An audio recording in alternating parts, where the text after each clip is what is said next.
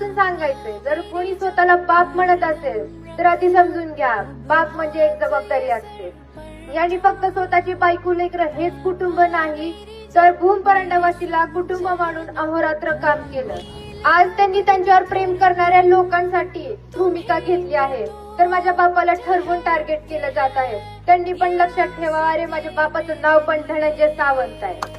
आजपर्यंत केलेल्या कामाच्या बदल्यात पदरात पडलं तर काय, आव्हान आणि अपमान. काल कुणीतरी माझ्या बापाला गुरं राख्या म्हटलं.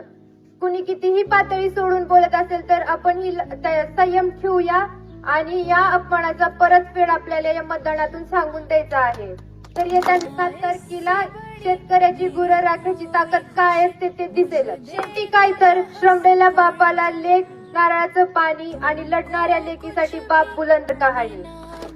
माझा बाप इथल्या राजकीय आणि सामाजिक पटलावरची बुलंद कहाणी होता आणि तुमच्या आशीर्वादाने कायम राहील. तर येत्या 7 तारखेला छत्री समोरील 10 नंबरचे बटन दाबून त्यांना प्रचंड बहुमताने विजय करा अशी मी सर्वांना विनंती करते आणि थांबते.